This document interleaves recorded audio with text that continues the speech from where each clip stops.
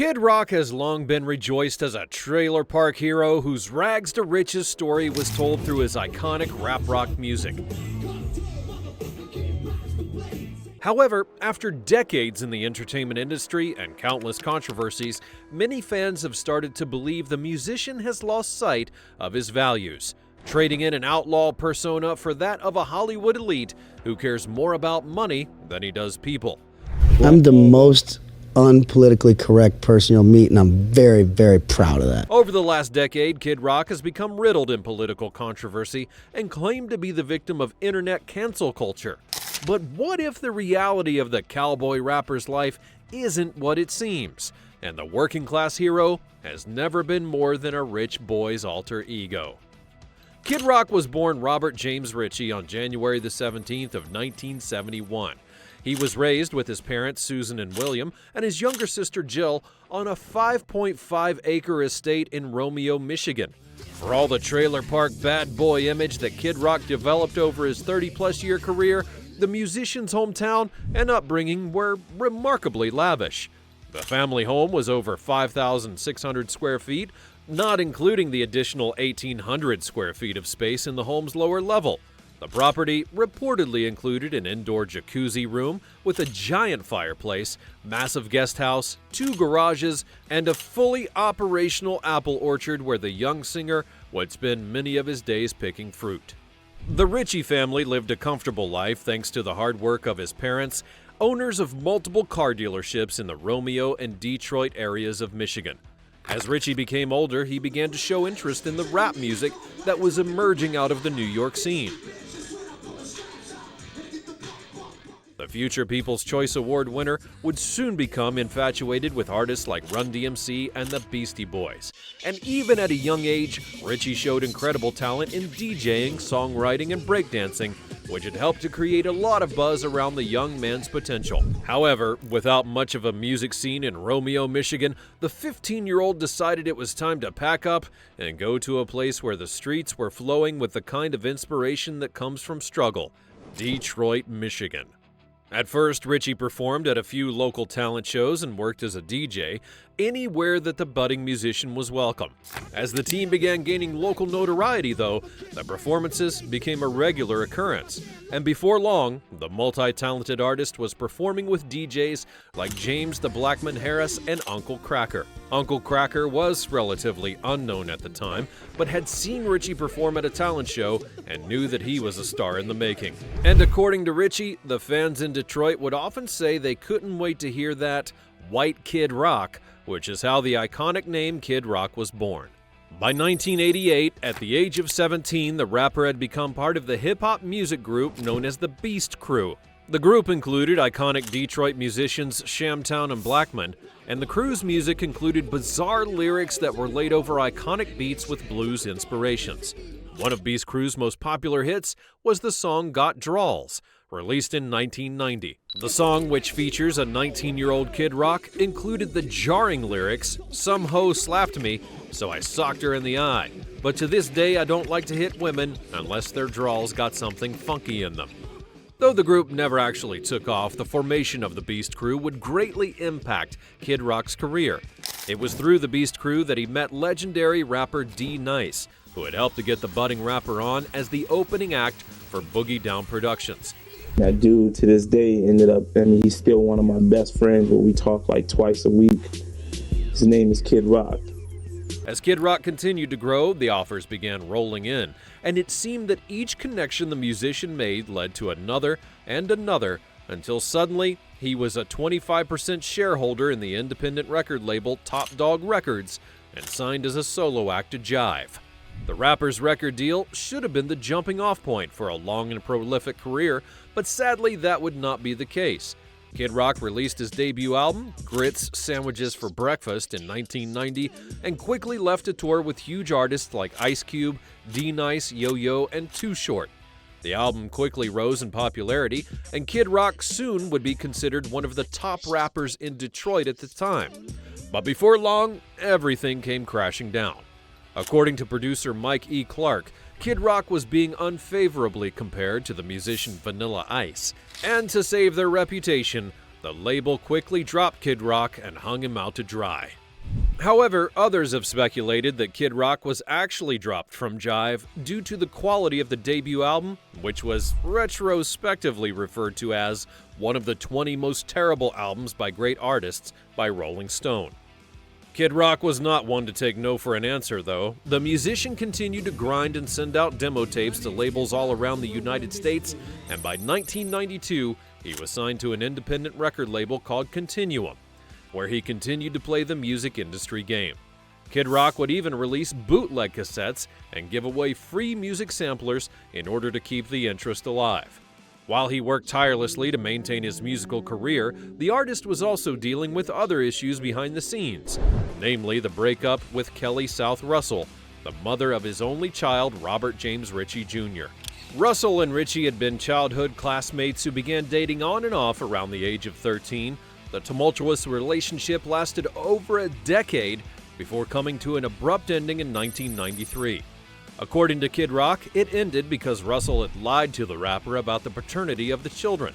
In one interview, Rock said he believed he was the father of 2 of her 3 children, but only one child was biologically related to him. However, Russell would later talk about their relationship and had a very different opinion on the time they spent together. While she didn't seem to dispute the facts of the custody issues, she did tell reporters that Rock was a terrible co-parent in the early days and used his popularity and money to demonize the young mother. According to Russell, Rock's lawyers convinced a judge that his ex-girlfriend had a drinking problem and had stabbed the rock star in the leg with a knife. Russell's lawyers argued that the mother of 3 was a wonderful parent and her other 2 children were well cared for and loved. The legal team also brought up issues with Rock, who had received full custody of Robert Jr. in 1995, not allowing her to care for the child while the musician was out of town, regardless of her having what is often referred to as right of first refusal. Russell's lawyer has been quoted as saying, "We'd like to see Robert with his mom, rather than in the care of some nanny or his parents while he is away." In 2000, years after Kid Rock had become a commercial success, Kelly South Russell was ordered to pay her ex $25 a week in child maintenance fees and required to purchase company health care to cover Robert Jr.'s medical needs. At the time, Russell was working for near minimum wage at a car factory in Michigan. In that same year, Russell filed a lawsuit against her ex regarding a song on Rock's album Devil Without a Cause. The song, titled Black Chick, White Guy, included lyrics that Russell felt made it clear that she was the subject of the song. However, the song would go on to say horrific things about the woman, like she was an alcoholic, saying that she came from a broken home, claiming that she had medically given up a child in the 9th grade, and so much more. Kid Rock's lawyers argued that the song was protected by the First Amendment and the rap rocker could not be punished for expressing his life story in song. It's unclear how the lawsuit ended, but according to Kid Rock, the pair have been co-parenting peacefully ever since. The album that caused the most contention in Kid Rock's career at that time, Devil Without a Cause, was released in 1998 and is widely considered to be the catapult that launched the rapper into mainstream stardom. It would be a far cry from the music that Kid Rock had been releasing and focused more on a southern style of rock with a mixture of rapping and clean vocals, along with lyrics that focused less on Detroit culture and instead took inspiration from southern trailer park culture. The AV Club, a popular online entertainment newspaper, wrote that the album was a notable nu metal release, but that it wasn't actually nu metal. Instead, the media outlet said Devil Without a Cause extended the lineage of rap rock that Run DMC and Aerosmith first established. Popular music critic Stephen Thomas Erlewine called the key to the album's success the fact that it didn't try to be hip-hop. Instead, the critic referred to Kid Rock's new sound as monster rock. Monster rock may be the best term, as the album was, by all accounts, a monster success. The release of the album led to Kid Rock touring with the iconic nu metal bands Limp Bizkit and Staind, and later performing at Woodstock '99. By the year 2000, Devil Without a Cause was certified platinum, and by 2007, the album had sold over 8.9 million copies. As of 2024, it's certified platinum 11 times. The year 2000 would also mark Rock's first Grammy nominations. Despite having been an active artist for over a decade, he was nominated for Best New Artist and the 29-year-old rap rocker also received a nomination for Best Hard Rock Performance for the song Ba Witta Ba. Rock lost, though, to Christina Aguilera and Metallica's Whiskey in the Jar, respectively. The artist received numerous nominations over the years, but the singer would not win his first award until 2003 after being nominated at the American Music Awards for Favorite Pop Rock Male Artist. And the winner is Kid Rock. It appeared that the Detroit rapper had finally broken the code. After releasing Devil Without a Cause, the singer had a long streak of successful albums, and every album that he would release over the next 17 years made it to the Billboard Top 200. From the 2000 release of Cocky, which is certified 5 times platinum, to 2015's First Kiss, it seemed that Kid Rock could do no wrong, at least not musically. In his personal life, however, the artist faced a massive amount of controversy. It's never been a secret that Kid Rock imbibed in alcohol and sex workers over the years, telling reporters that he would chaperone field trips on Monday, knowing that he had been drunk with 4 hookers over the weekend. This type of partying inevitably led the singer to begin taking his Devil Without a Cause persona too seriously, and the performer quickly began accruing assault charges. The first charge came in 2005 when an intoxicated Kid Rock reportedly punched a Tennessee DJ in a strip club for playing music that he didn't like. 30-year-old Jerry Campos was playing at the Christie's Cabaret strip club when Rock reportedly insulted him, and that began an argument between Campos and Kid Rock's posse. At some point, Kid Rock punched the man in the face before fleeing with his entourage to another club, and when police arrived at the second location to question him, he slipped out the back door and made his way to a friend's apartment. Later, an officer would pull him over in his Corvette and noted the smell of alcohol. Instead of arresting the intoxicated musician, though, he instead only asked for an autograph. Kid Rock would then be picked up the following morning and charged with a misdemeanor for simple assault because they could no longer prove his intoxication. The officer who pulled him over the previous evening was then let go from the force. Campos would later file a lawsuit against Kid Rock, which was settled for an undisclosed amount. 2 years after assaulting Campos, Rock once again found himself in more sticky situations. In 2007, he was charged in 2 separate assaults, one situation involving an event promoter by the name of Harlan Akins, who ran into Kid Rock at a Waffle House in Atlanta, Georgia. It was 5 a.m. and the musician and his crew had stopped in for a late-night meal before getting back on the tour bus, and according to Rock, the singer defended himself against the stranger after being attacked.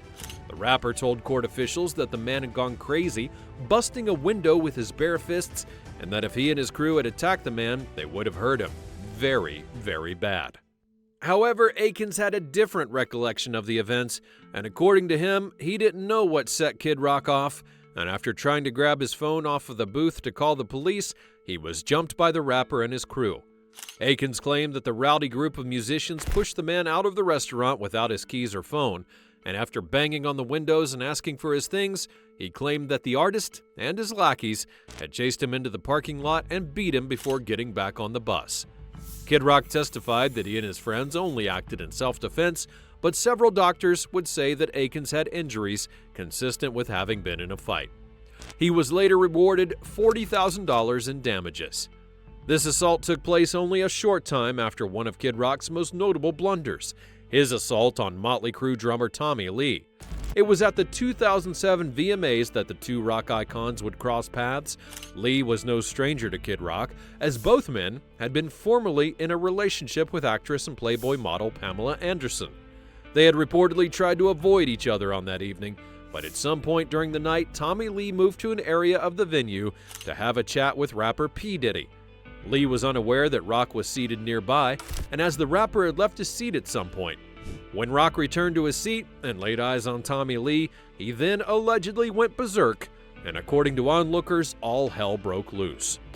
One witness detailed the attack, saying that Tommy Lee may have been verbally antagonizing the rapper before standing up to leave, and when Lee stood up, Kid Rock backhanded the man across the face. Lee continued to verbally antagonize Kid Rock, which is when the Ba Witta Ba singer struck Lee a second time. On his website, Tommy Lee claimed that he was minding my own biz when I get a tap on the shoulder from Kid Pebble. I stand up and embrace him with a semi-hug and say, "Hey dude, what's up?" He punches me in the face. Well, if you want to call it that, more like a bitch slap. Rock was charged with a misdemeanor assault, claiming that the incident was the inevitable conclusion to a years-long feud that dated back to his relationship and subsequent divorce from Pamela Anderson. Yes, smacked his hat off, punched him, and that was the end of it. He eventually called me after that and says no. Though tensions may have been high between the men, many onlookers couldn't help but notice a trend with how frequently that Kid Rock found himself on the receiving end of an assault charge. And in the future, Rock would once again find himself in trouble for additional charges. In 2010, Kid Rock was found guilty of assaulting 3 unnamed men in order to pay the victims $35,000 in restitution. Many Kid Rock fans have stood in defense of the Southern rocker, echoing Kid's own words. He isn't violent. He just isn't afraid to stand up to people. However, Pamela Anderson, his former wife, had a different opinion about the man's propensity for violent outbursts. Pamela Anderson and Kid Rock began dating in 2001. The pair were then engaged in 2002, but the relationship would soon become rocky.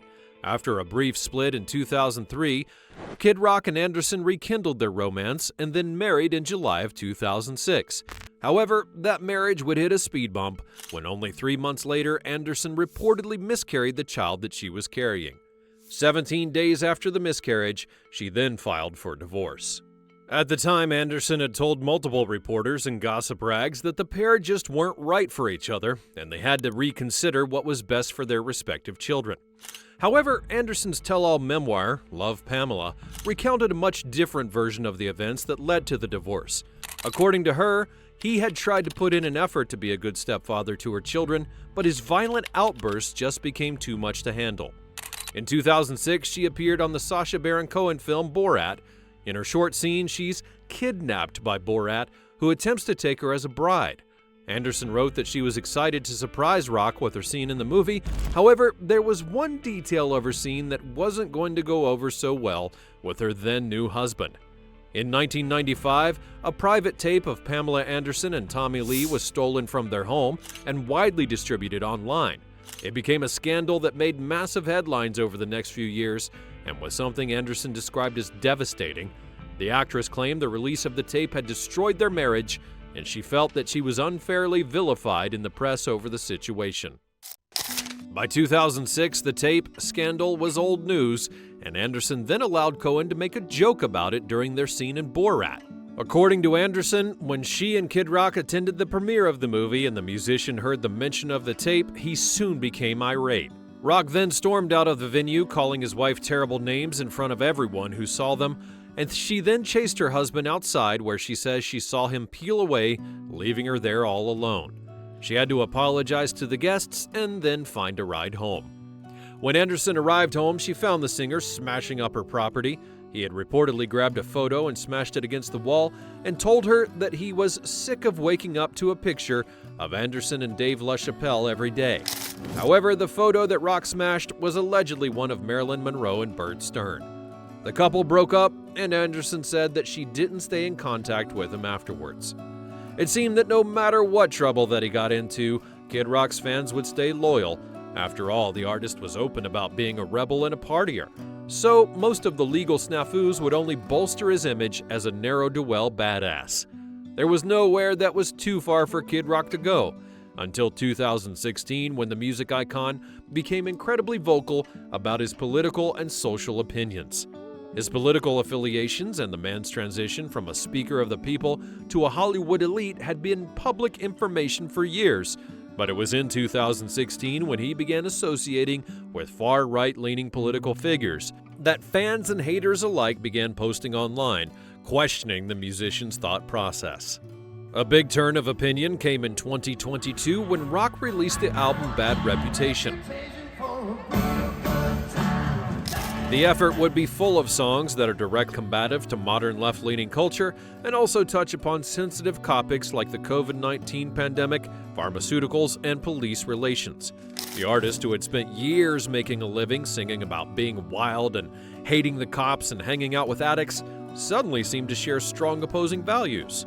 And though right-wing fans and political figures would praise the album, many of Kid Rock's former listeners were appalled by the shift in tone. questioning online how it was even possible that an artist who had built their career on having rebellious punk ideology could suddenly shift gears. At that point, the music critics and former fans began to realize that Rock's persona had never been real. Instead, many believed that the original Kid Rock was a form of rebellion against the elite lifestyle that he was raised in, but as he aged, he slowly morphed back into the classic ideologies of the greedy elite. Some have even gone as far as to call Kid Rock a culture vulture who simply wanted to play poor so that he could steal ideas from the black community in Detroit and the hillbilly culture of the poor South. Naysayers began referencing older controversies that were mostly ignored over the years, such as the musician's drunken tirade about Oprah Winfrey, the time that he yelled a homophobic slur at a fan, or when he said that he doesn't get Beyoncé because he prefers his women skinny and white. In spite of all the backlash, Rock's fan base seemed to grow with the expression of every jarring opinion. In 2023, he posted to TikTok sharing his opinion on the beverage company Anheuser-Busch's decision to hire transgender influencer Dylan Mulvaney to promote their brand. Rock shared a video of himself shooting up a case of Bud Light with his gun and screaming obscenities. Suddenly, it seemed that for every fan the rocker was losing, he was gaining a new one with very different and conservative opinions. And despite all the backlash from former fans, his new demographic didn't seem to mind the controversies regarding racism, xenophobia, and homophobia, and in fact, he gained a lot of praise for expressing these opinions so openly. The backlash against Kid Rock and the sudden moralization of his past has had a clear effect on his record sales.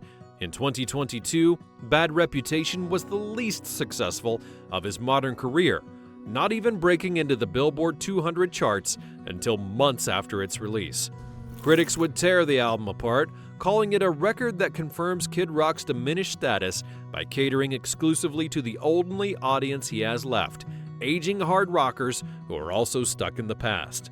Anthony Fantano of The Needle Drop had a similar opinion, describing the album as Old Man Yells at Cloud. Kid Rock has repeatedly told reporters that controversies and being canceled are not things he worries about, because he says, "I'm filthy rich. I'm rich enough to not care what people think about what I say, so I say whatever I want." No matter the controversies that surround Kid Rock, the musician's impact on the industry has been undeniable. From inspiring many popular rock bands of the mid-2000s to participating in multiple successful philanthropic efforts, Robert Ritchie has earned his place in musical history. Opinions on the man may have greatly changed since the Devil Without a Cause era, but today he continues to put out music and hype fans up for new releases and live performances. It seems that only time will tell if the rebellious rocker's efforts are enough to turn the tide, or if Kid Rock's career is on a slow path to obsolescence. If you enjoyed this video, why not take a look at our story about one of Kid Rock's former career collaborators, Sheryl Crow? Also, be sure to comment down below and hit that subscribe button so that you never miss another video from Project Hysteria. Thanks for watching, and I'll see you next time.